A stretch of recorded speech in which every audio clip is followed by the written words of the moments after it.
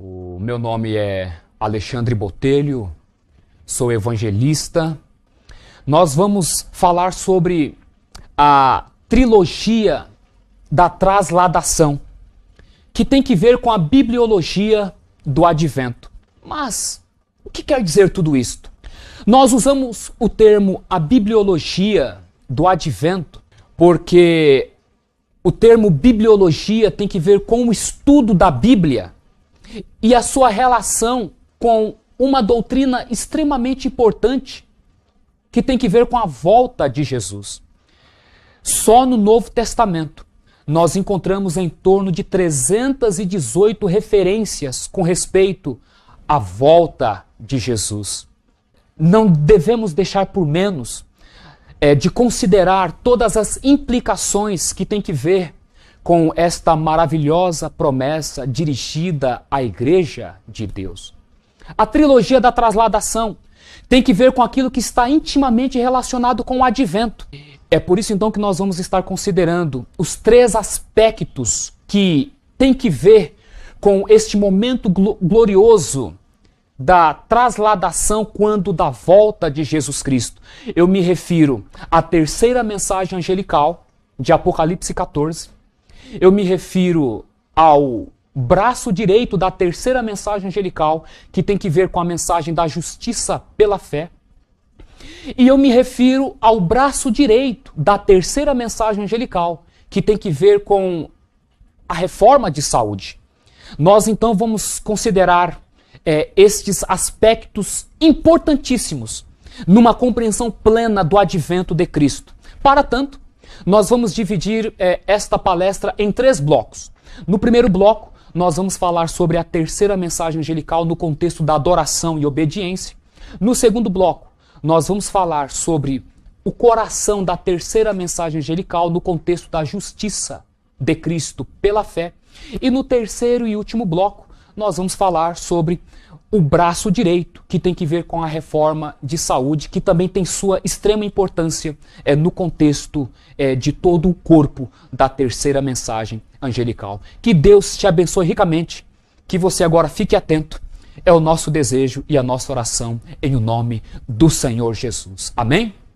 No livro de Hebreus, capítulo 9, verso 28, nós temos a seguinte citação: assim também Cristo, oferecendo-se uma vez para tirar os pecados de muitos, aparecerá segunda vez sem pecado aos que o esperam para a salvação.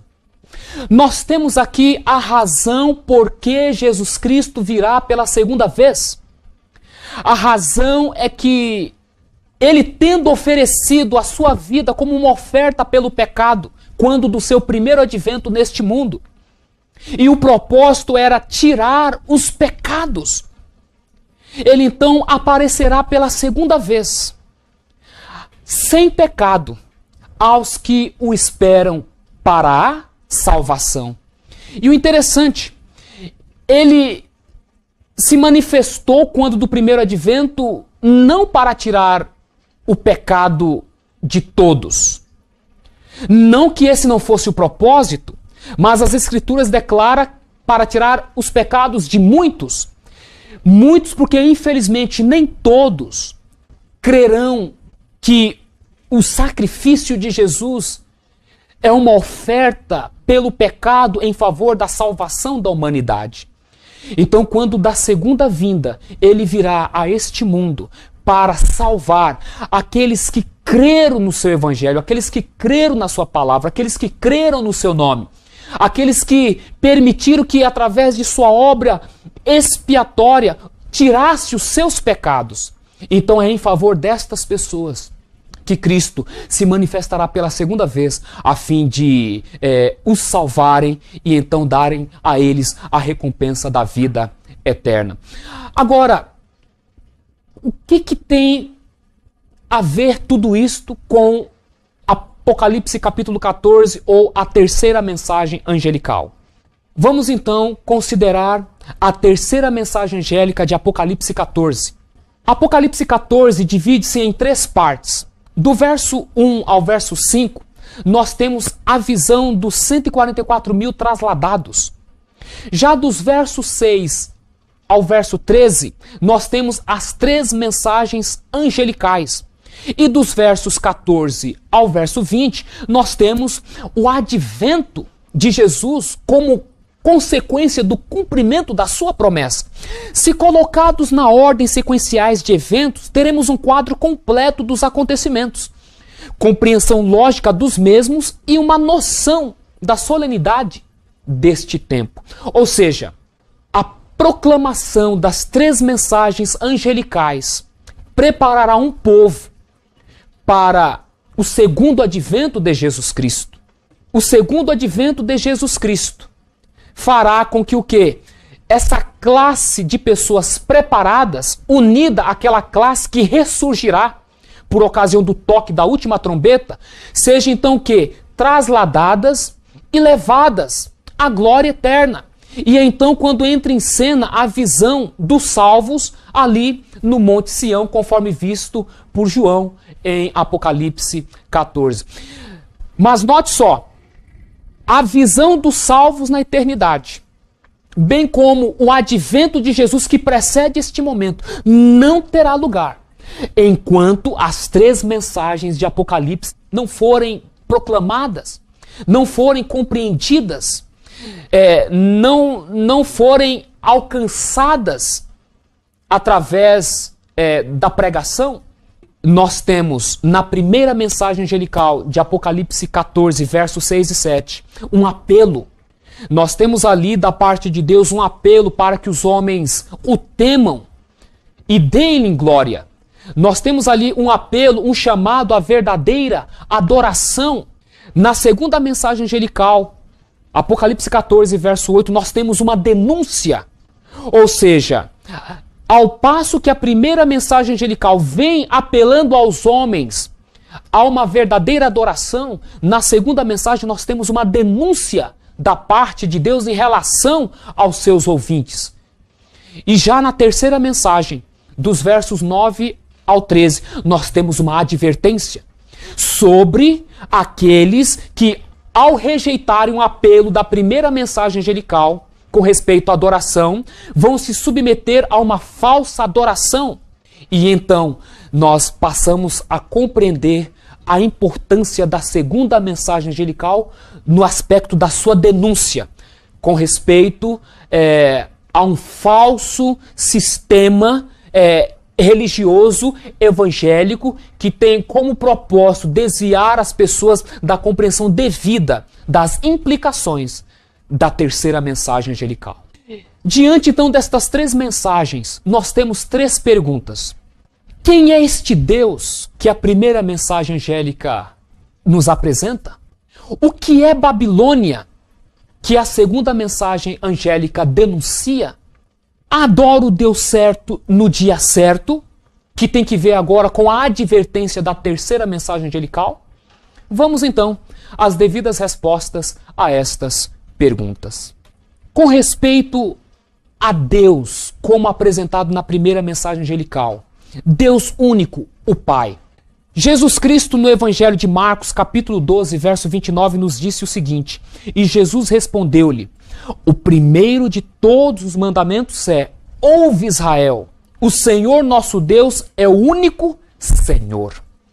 Vocês notem aí, entre colchetes, a palavra Echad, que está no original.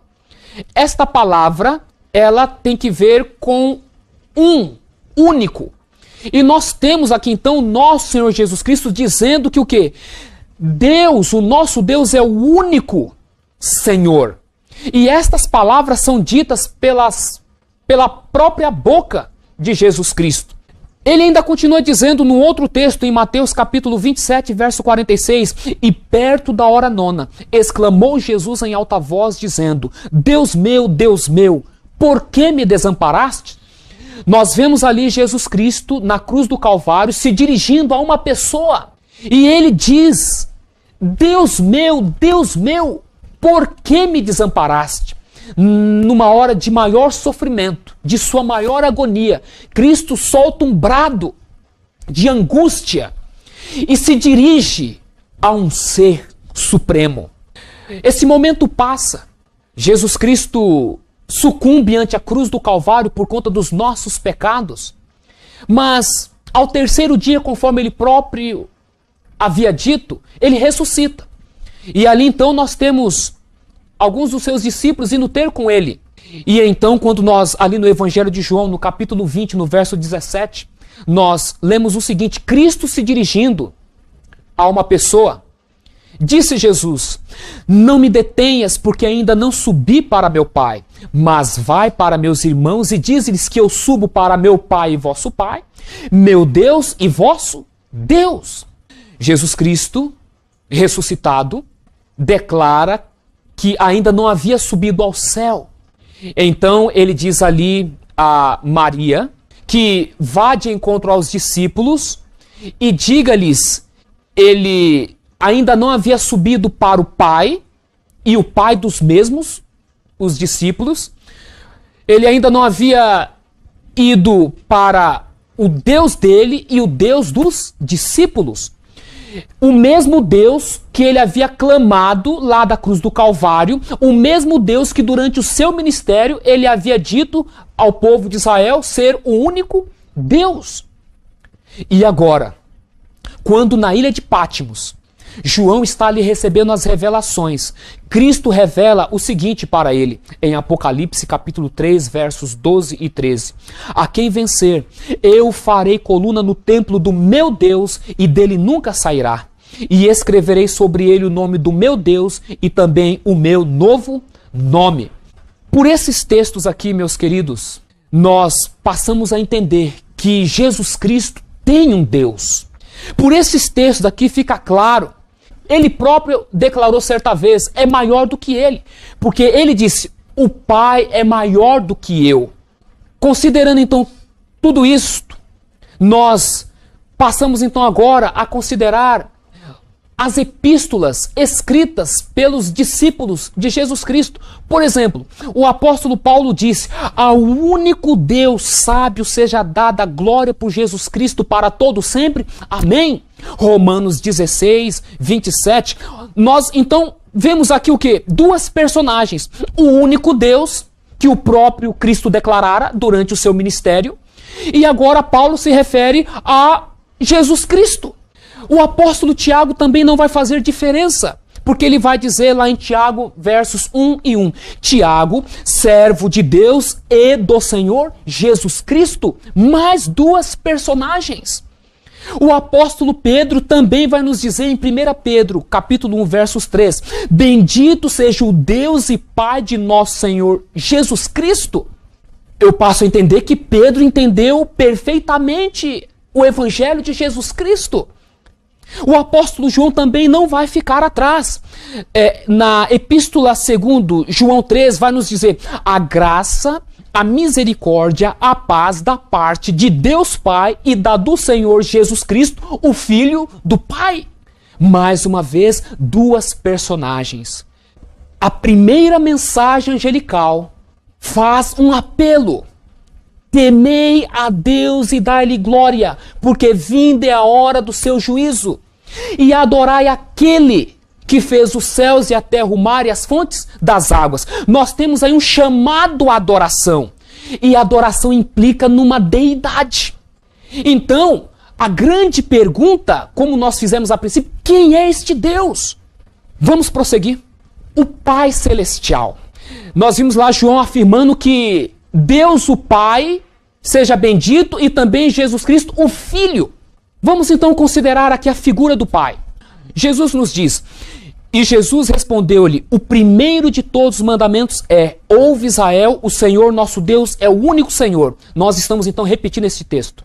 Agora vem Cristo novamente no Evangelho de João, capítulo 17, verso 13, e nos diz que te conheçam a ti só por único Deus verdadeiro e a Jesus Cristo a quem enviaste.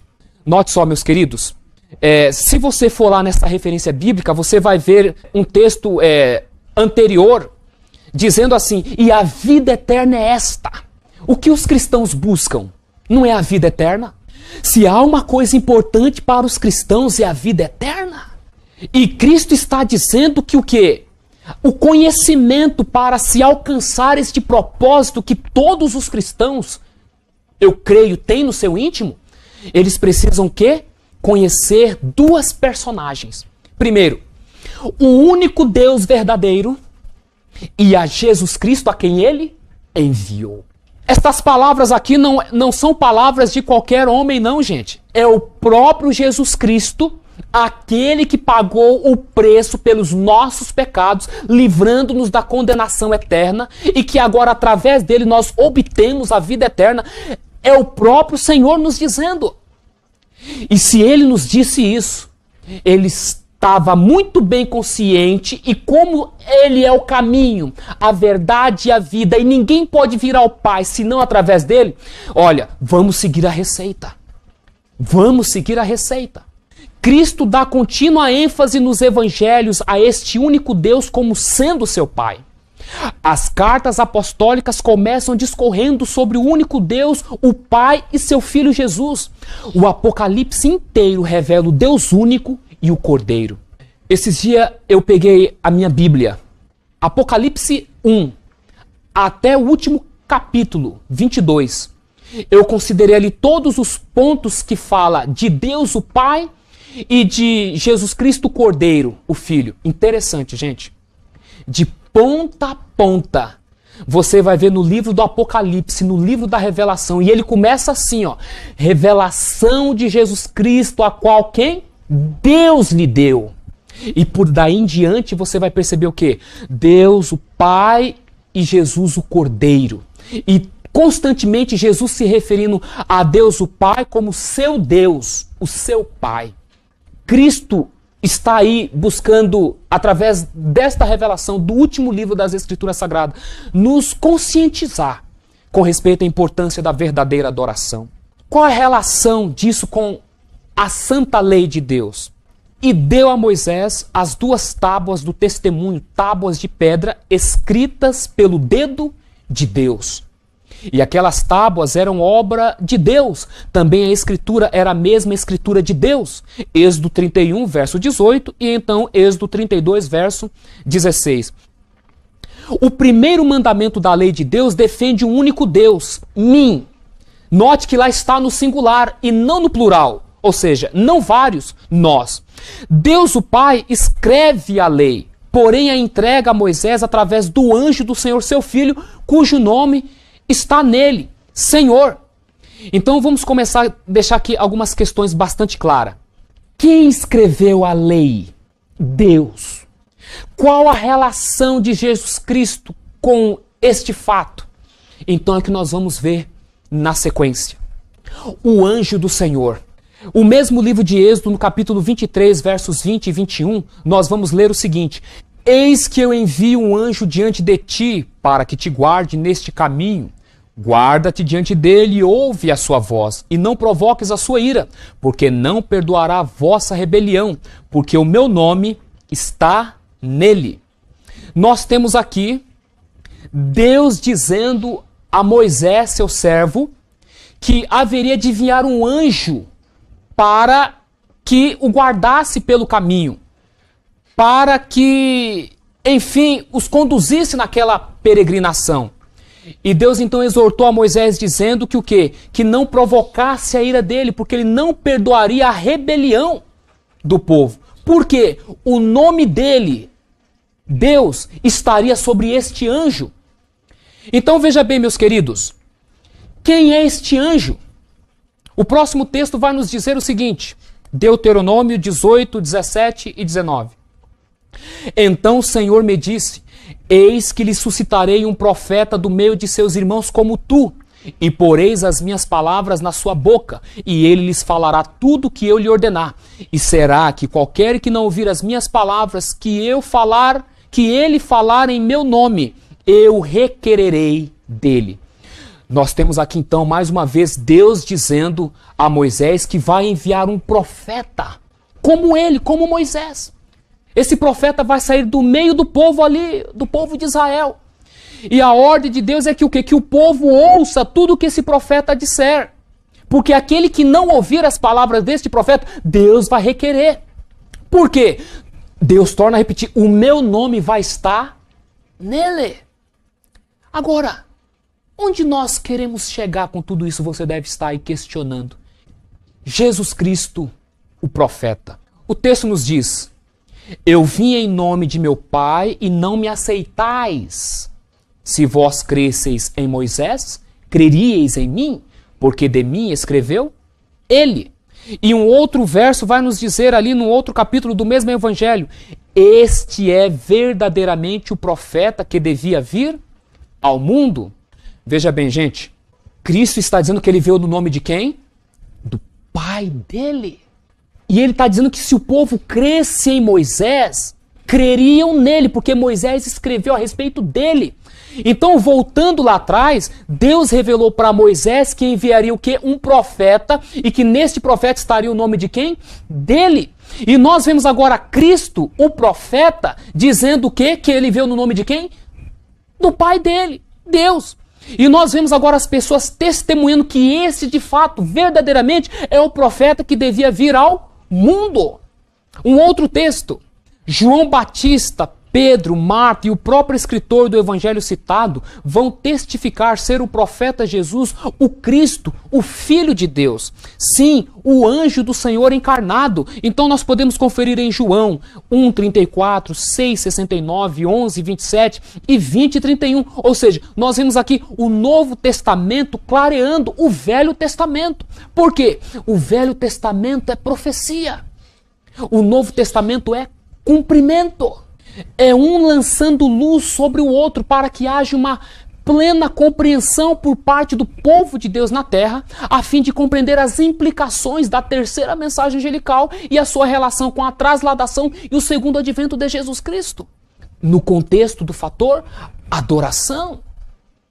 O nome do Pai no Filho. Eis que eu envio um anjo diante de ti, porque o meu nome está nele. Êxodo 23, 20 e 21, como nós já lemos. O teu trono, ó Deus, é eterno e perpétuo. Por isso, Deus, o teu Deus te ungiu com óleo de alegria. Salmo 45, versos 6 e 7. Porque um menino nos nasceu, um filho se nos deu, e o seu nome será Deus Forte, Pai da Eternidade, e por aí vai. Isaías 9, verso 6. Jesus Cristo é Deus? Mas a Bíblia não fala do Deus único, o Pai? Espera aqui, você está querendo chegar aonde? Vamos continuar deixando a palavra de Deus falar. Em Hebreus, no capítulo 1, temos a razão de Cristo ser chamado também de Deus, pois ele herdou tal nome. Por quê? Primeiro, é filho do Pai, sendo gerado no céu e depois na terra. João 3,16. É a expressa imagem de Deus, seu Pai. Colossenses 1,15. Deus faz tudo, o mundo, através dele. Colossenses 1,16. O Deus único decidiu que assim seja, assim o é. É por isso que nós também podemos nos dirigir a Cristo como Deus, mas não que ele seja o Deus único. Por ser filho do Pai, ele herdou esse nome do Pai, porque ele tem os atributos do Pai, do Deus único. Por quê? Ele é substância da substância, natureza da natureza. Ele foi gerado do Pai. Ele possui divindade. Agora, nós precisamos separar as coisas, que é uma confusão que tem havido aí. Porque senão o próprio Cristo vai se contradizer quando ele se dirige ao seu Pai como o único Deus. E a adoração? Adoração ao Pai e ao Filho única e somente. Jesus Cristo continua nos dizendo em Lucas 4:8. Respondeu-lhes Jesus: vai-te, Satanás, porque está escrito: ao Senhor teu Deus adorarás e só a ele servirás? Aqui Jesus está dizendo que somente a Deus nós devemos adorar. Satanás, ele queria ser adorado. Ele desejou ser adorado no céu, não conseguiu. Ele invejou a Cristo, foi lançado por terra, e aqui na terra ele vai buscar alguma forma de alcançar esse intento, ser adorado. Por quê? O cerne do grande conflito, meus queridos, jaz no fator adoração, conforme a terceira mensagem angelical nos revela, tanto a primeira mensagem quanto a terceira. Nós precisamos sim estudar este assunto, para que nós não incorramos no erro de estar adorando algo que não deve. Por isso precisamos sim entender quem é este Deus apresentado na primeira mensagem angelical e qual a relação do Cordeiro de Deus com esta personagem.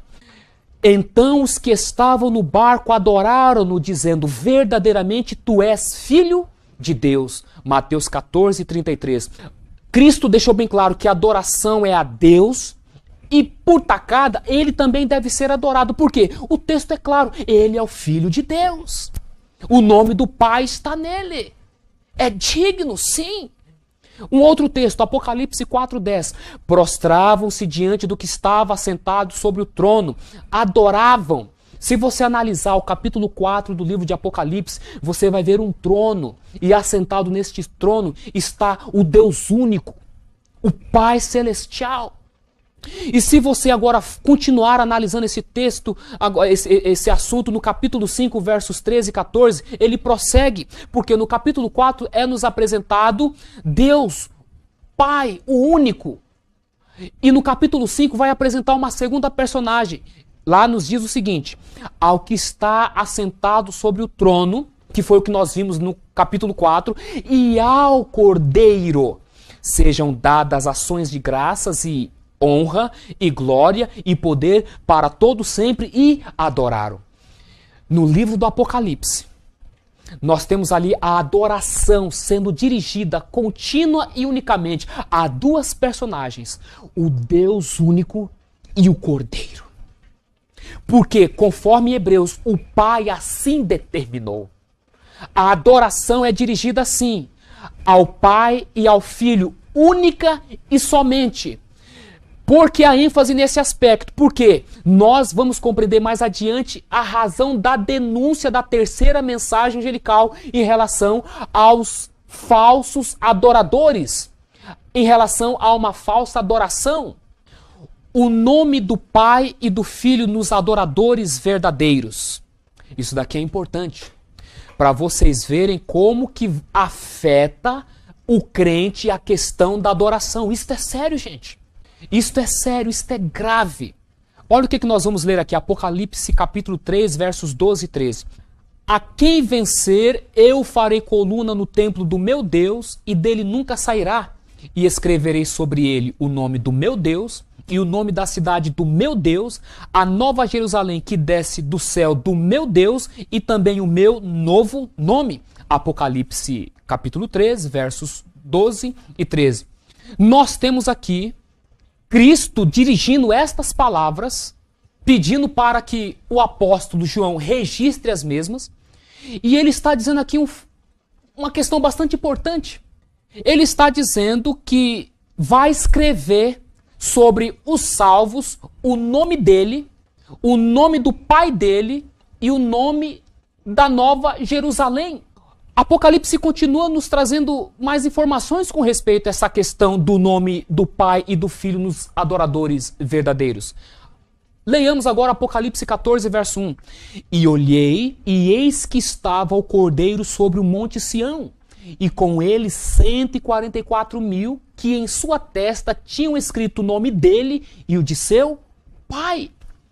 Apocalipse 14, ali onde estão as três mensagens angelicais.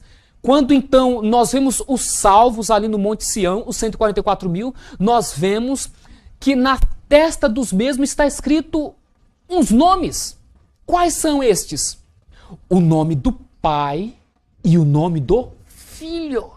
E ainda em Apocalipse, capítulo 22, verso 4, nós lemos o seguinte: nele estará o trono de Deus e do Cordeiro, e verão o seu rosto, e na sua testa estará o seu nome. É claro, o nome de Deus está no Filho, a razão pela qual o nome dele vai estar na testa dos verdadeiros adoradores. Apocalipse fala que na testa dos salvos vai estar o nome de duas personagens somente, com um adendo da Nova Jerusalém, que não é uma personagem, é uma cidade. Mas o próprio livro do Apocalipse fala do nome da besta que vai estar na testa dos falsos adoradores. Olha as implicações da adoração e daquilo que se adora. O assunto é sério. Nós percebemos a importância desta mensagem, a trilogia da trasladação e a necessidade, o dever incumbido na crença, na certeza da impressão do Espírito de Deus, a fim de tornar conhecido a você. O verdadeiro dia de adoração. A adoração implica num dia de adoração. É por isso que nós vamos considerar este outro fator aqui com vocês. Vamos em Gênesis capítulo 2, versos do 1 ao 3. Assim, os céus e a terra e todo o seu exército foram acabados. E havendo Deus acabado no dia 7º a sua obra que tinha feito, descansou no 7º dia de toda a sua obra que tinha feito, e abençoou Deus o dia 7º e o santificou, porque nele descansou de toda a sua obra que Deus criara e fizera.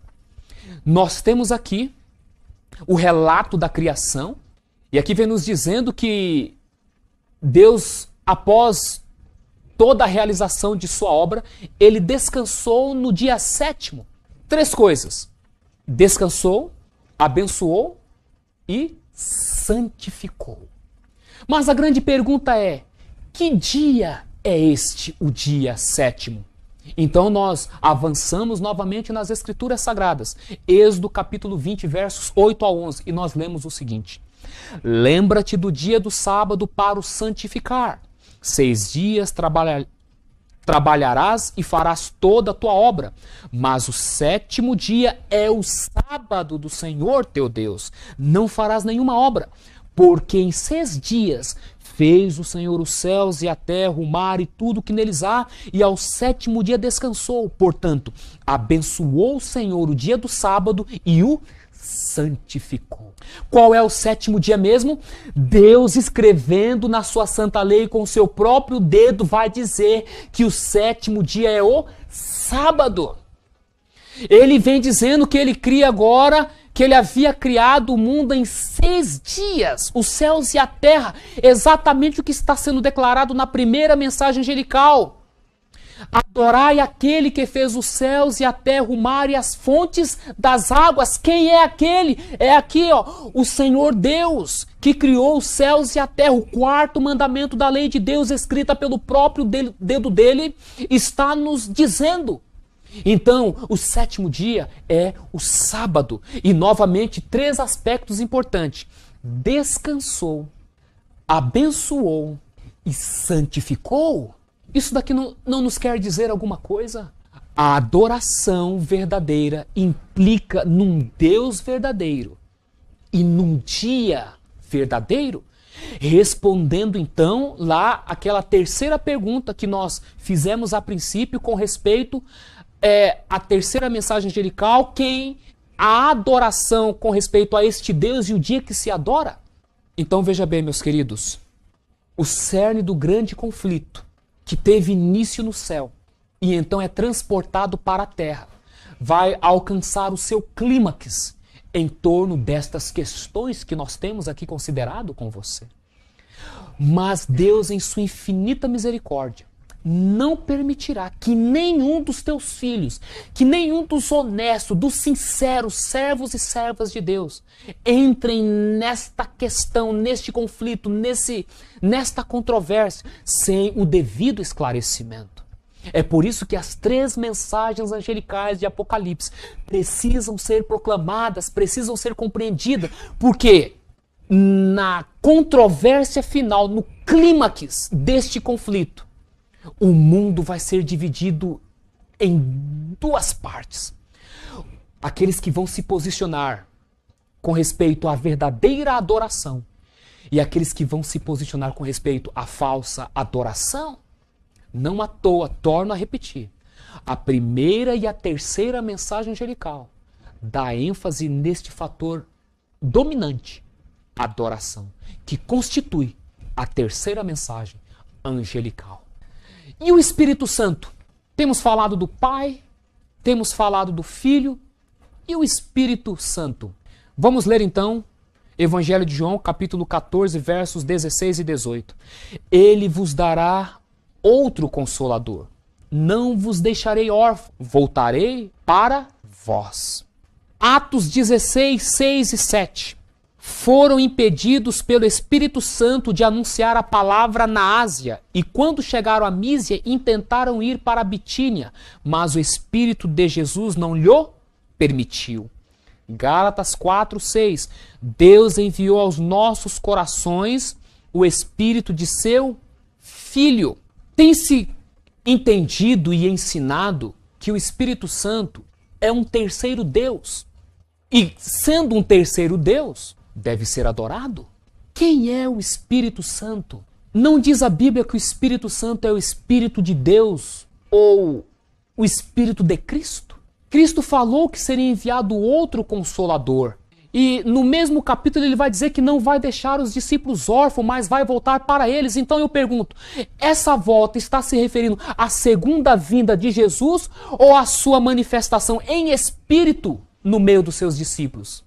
Cristo falou, eis que estarei convosco por todos os dias até a consumação dos séculos. Cristo está presentemente conosco fisicamente, ele já voltou? É óbvio que não. Como então ele está presente? Ele diz, onde estiverem 2 ou 3 reunidos em meu nome, ali eu. Como entender isso? A Bíblia está esclarecendo, gente. Outros textos, Romanos 8 e 9. Vós, porém, não estáis na carne, mas no Espírito, se é que o Espírito de Deus habita em vós. Mas se alguém não tem o Espírito de Cristo, esse tal não é dele. O Espírito de Cristo é o Espírito de Deus. Porque o Evangelho de João vai dizer que o quê? Que o Cristo diz que o Espírito procede do Pai. Agora, como tudo nos chega através de Cristo, nós precisamos tomar cuidado com respeito a essa questão, implicando aí uma compreensão errônea com respeito ao Espírito Santo. Nós cremos em tudo que a Bíblia fala com respeito ao Espírito Santo, a sua obra, a sua missão, tudo. Agora, com respeito a ser ele um terceiro Deus, precisamos examinar melhor a nossa Bíblia. Apocalipse 4 e 5. Diante do trono ardiam 7 lâmpadas de fogo, as quais são os 7 Espíritos de Deus. Quem são estes Espíritos de Deus? O profeta Isaías, no capítulo 11, verso 2, vai nos dizer quem são estes 7 Espíritos. O mesmo Espírito que repousou sobre Cristo. Não tem como se equivocar. O Espírito de sabedoria, fortaleza, de conselho. Isaías 11, 2 nos responde quem são estes 7 Espíritos. Um outro texto, Apocalipse 2, 7 e 18, vai nos dizer, isto diz o Filho de Deus, quem tem ouvidos, ouça o que o Espírito diz às igrejas. Todas as 7 igrejas que Cristo está dirigindo as suas cartas, é Ele próprio dirigindo estas palavras a ela. E como ele conclui, quem tem ouvidos, ouça o que o Espírito diz às igrejas. Ora, quem é que está dizendo estas palavras às igrejas? Não é o próprio Cristo? Em cada igreja que ele começa ali? É Ele próprio. Ele é o Espírito. Aqui vem nos dizendo que diante do trono arde 7 lâmpadas de fogo, as quais são os 7 Espíritos de Deus. Alguns queridos teólogos aí têm dito que aqui está o Espírito Santo sentado no trono. Gente, analise o texto com cuidado. Ali está dizendo que o quê? Esses Espíritos estão diante do trono, não assentado no trono, como nós mostramos anteriormente. Porque quem está sentado no trono é o Deus único em Apocalipse 4. E aparece na cena o Cordeiro que também está diante do trono. Então, agora nós vamos apresentar o porquê caiu Babilônia. E vocês então vão entender aqui o nosso fechamento, a nossa conclusão desta palestra envolvendo o tema adoração. Nós agora vamos mostrar uma série de referências envolvendo Babilônia e as suas heresias. Babilônia e as suas mentiras. Babilônia, que é uma mulher, e as suas filhas que, embriagadas com o vinho da ira da sua prostituição, têm embriagado muitos cristãos e cristãs sinceras, por de repente não buscar examinar com profundidade as suas crenças, têm aí adotado comportamentos, procedimentos que precisam ser refinados, que precisam serem corrigidos, e por amor, Deus então envia luz para que os sinceros e honestos, torno a repetir, façam então estas considerações. Babilônia e a Trindade. Nossos oponentes, os protestantes, às vezes reivindicam que nenhuma crença deveria ser dogmatizada que não seja explicitamente declarada na Bíblia. Mas as igrejas protestantes, por elas mesmas, têm aceitado tais dogmas como a Trindade, pela qual não há nenhuma autoridade precisa nos evangelhos. Revista Life, católica, 30/10/1950. Ou seja, aqui estão os eruditos católicos declarando que a Trindade é um dogma. E o que é um dogma? É uma crença que não tem base bíblica, que não tem fundamento doutrinário no assim diz o Senhor. E aqueles que professam este dogma não estão professando um princípio escriturístico, mas sim professando uma idealização humana. E Cristo deixou bem claro sua mensagem com respeito àqueles que anulam o mandamento pela tradição. A Enciclopédia Americana diz: o trinitarianismo do quarto século foi um desvio do primitivo ensino cristão. Já o paganismo no nosso cristianismo declara: a origem da Trindade é inteiramente pagã. E James Hastings, na Enciclopédia de Religião e Ética, escreveu: na religião indiana, por exemplo, temos o grupo trinitário de Brahma, Shiva e Vishnu. E na religião egípcia, com o grupo trinitário de Osíris, Ísis e Horus. Tampouco é apenas em religiões históricas que encontramos Deus sendo considerado como uma trindade. Então veja bem, meus amigos, minhas amigas, meus irmãos e minhas irmãs. Quando o cristianismo foi paganizado no século 13 e 4, as crenças pagãs foram transportadas para a igreja cristã. Muitas delas tomaram lugar daquilo que era puro, daquilo que era verdadeiro. E dentre estas crenças veio a Trindade. Nós vemos aí o paganismo, muitos pensam, foi conquistado pelo cristianismo. Mas, na verdade, o paganismo suplantou o cristianismo. Então, Babilônia, que significa confusão, tem uma íntima associação na revelação da profecia bíblica com respeito a inúmeras adulterações da palavra de Deus. Babilônia e o mistério. No Catecismo do Católico de hoje, na página 11, nós lemos o seguinte: o mistério da Trindade é a doutrina central da fé católica. Sobre ele estão baseados todos os outros ensinamentos da Igreja. A Igreja estudou este mistério com grande solicitude e depois de 4 séculos de investigação, enfim, a Igreja, depois de 4 séculos... Espera aí, os apóstolos já haviam morrido? No 4º século, a doutrina da Trindade foi estabelecida na Igreja? A doutrina da Trindade é o mistério central da fé católica? Sobre ela estão baseados todos os outros ensinamentos da Igreja? Agora eu passo a entender a doutrina da Imaculada Conceição, da plena divindade de Jesus, deixando de lado a plena humanidade dele. Agora eu entendo o porquê da deificação do Espírito Santo. Agora eu entendo o porquê Cristo não pode ser o intercessor no santuário celestial. Os homens têm que interceder, porque Cristo não era plenamente humano, então não foi plenamente tentado, então ele não pode interceder.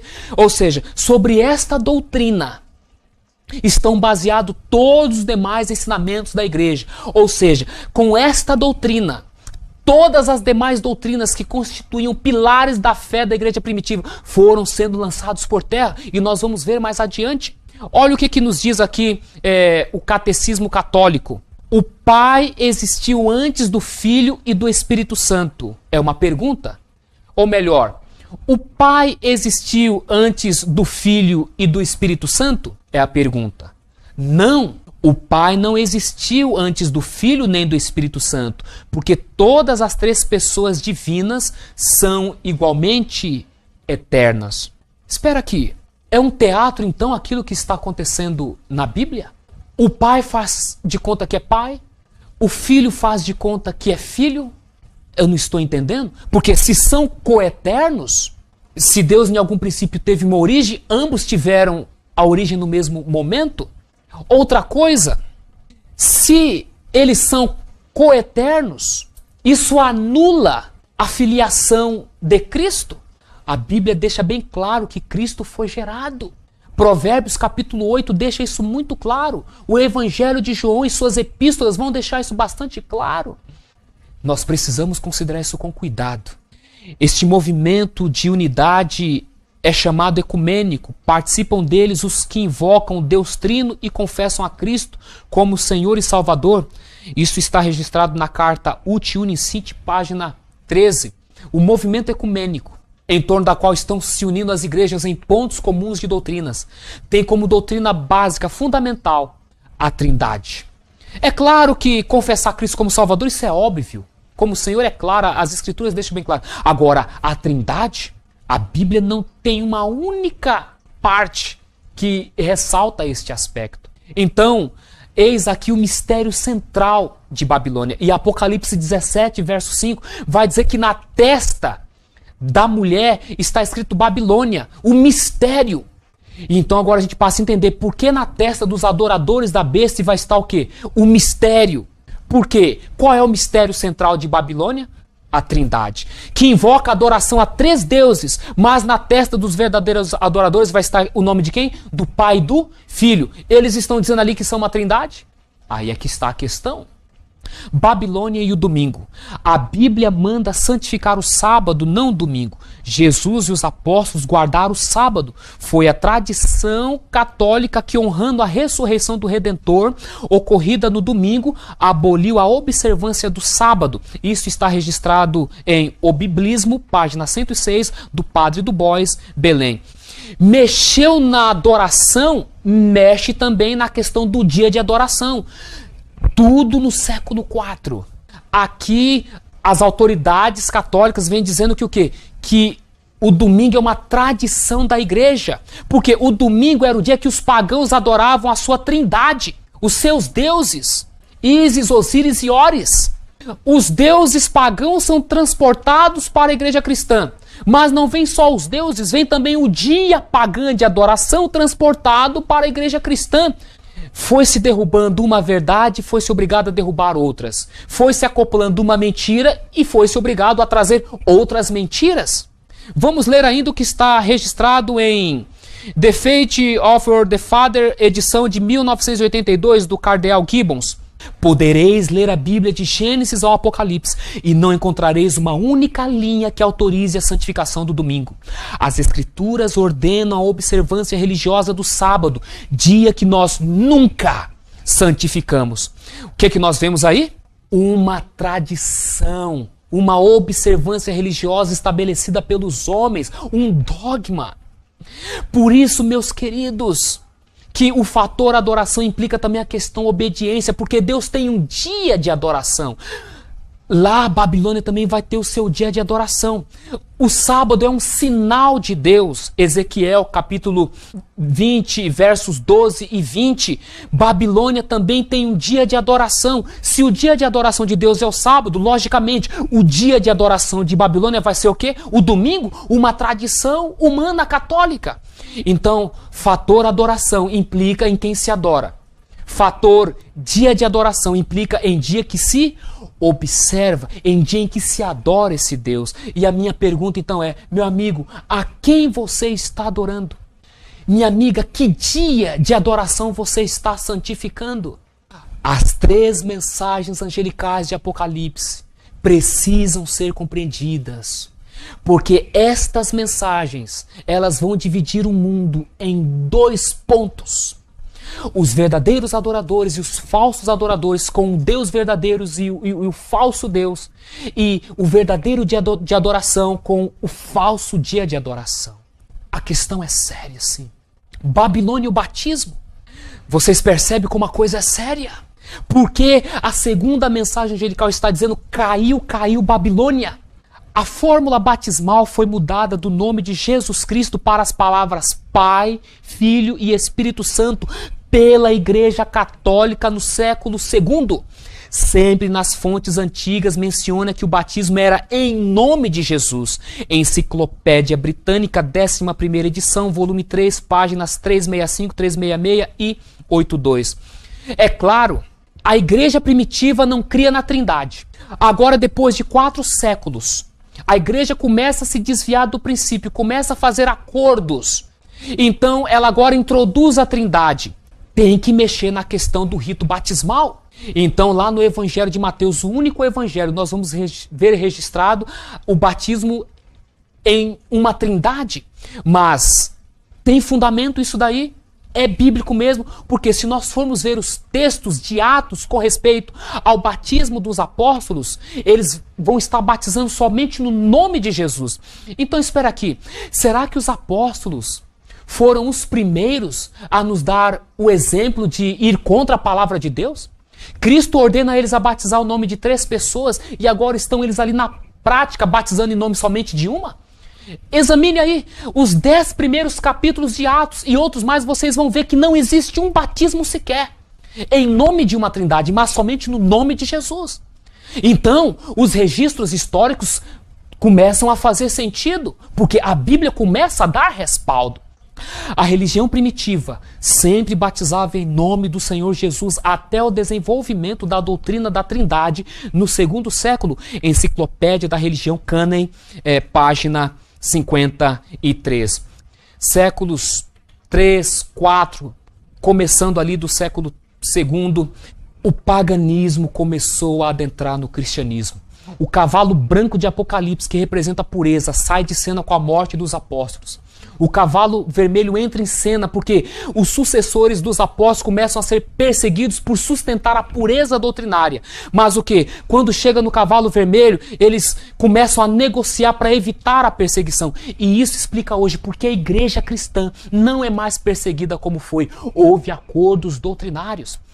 Servos de Deus começam a levantar durante a Idade Média, Wycliffe, Hus, Lutero, e começa a obra da reforma. E quando eles começam, a perseguição retoma, porque o poder dominante começa agora o quê? A mandar para as fogueiras, a mandar para os cadafalsos, a mandar para a guilhotina, a lançar nos mares, nas masmorras. Ou seja, Deus despertando homens a fim de despertar a sua igreja e trazê-la a um reavivamento.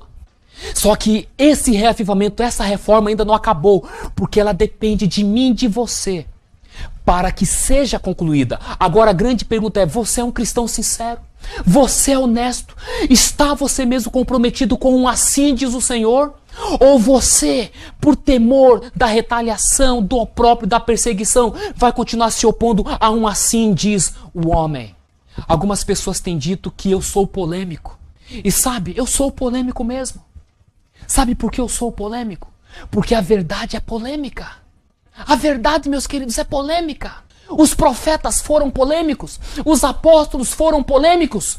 Os reformadores foram polêmicos. E você, se for um homem, uma mulher de Deus, uma serva, um servo de Deus, se você levar a sério um assim diz o Senhor, você inevitavelmente vai ser polêmico também. Sabe por quê? Porque o teu Salvador, o meu Salvador, foi o homem mais polêmico que existiu na face da terra. E aí? És tu um servo de Deus ou não? Faze tu o que manda o Senhor Jesus ou não? Porque ele deixou bem claro, se for meu amigo, farás aquilo que eu mando. Agora, é lógico, não é nossa intenção desmerecer ninguém. Nós respeitamos a todas as confissões religiosas. Há pessoas sinceras em todas as denominações. Entretanto, existe uma verdade que precisa ser dada. E todos os honestos que estão espalhados nas mais variadas confissões religiosas vão ouvir a voz do verdadeiro pastor e vão constituir num único rebanho, não baseado num assim diz o homem, conforme o ecumenismo está hoje proclamando, mas baseado num assim diz o Senhor, porque Cristo, Ele somente é a nossa única esperança da glória. Amém? De maneira que então nós concluímos esta palestra, deixando com vocês o último convite divino, que está em Apocalipse capítulo 18, versos do 1 ao 4, ressaltando a segunda mensagem angelical, que diz caiu, caiu Babilônia, como resultado do esclarecimento da primeira mensagem angelical e também dando ênfase na advertência contida na terceira mensagem angelical. Então nós lemos o seguinte, E depois destas coisas, vi descer do céu outro anjo que tinha grande poder, e a terra foi iluminada com sua glória. E clamou fortemente com grande voz, dizendo: Caiu, caiu a grande Babilônia, e se tornou morada de demônios, e abrigo de todo espírito imundo, e refúgio de toda ave imunda e aborrecível, porque todas as nações beberam do vinho da ira da sua prostituição. Os reis da terra se prostituíram com ela, e os mercadores da terra se enriqueceram com a abundância de suas delícias. E ouvi outra voz que do céu dizia: Sai dela, povo meu, para que não sejas participante dos seus pecados e para que não incorra nas suas pragas. Apocalipse 18, versos do 1 ao 4. Meu amigo, minha amiga, meu irmão, minha irmã, está aqui o último convite divino. Caiu, caiu Babilônia. Caiu, caiu a mentira, porque a verdade agora começa a ser exaltada. E vem agora o último convite de Deus, como resultado do seu apelo, da sua denúncia, da sua advertência. Sai dela, povo meu. Você vai atender este apelo. Você vai ouvir este último convite. Sai dela, povo meu, para que não seja participante das suas pragas. Porque antes que Jesus se manifeste nas nuvens dos céus com poder e grande glória, esta controvérsia vai alcançar o seu clímax. E como consequência, as pragas vão cair, mas o povo de Deus, os servos e as servas de Deus serão protegidos. Então, meu amigo, está o apelo de Deus a você, como resultado da explanação das 3 mensagens angelicais. Então, novamente eu te pergunto, atenderá você ao apelo? Levará você a sério esta mensagem que vem diretamente do céu para você? Atenderá você às mensagens dos 3 anjos? É o meu desejo que você atenda às 3 mensagens angelicais. Porque se você atender estas mensagens, você estará sendo preparado para a trasladação. E quando da volta de Jesus, você verá o seu rei em glória e formosura.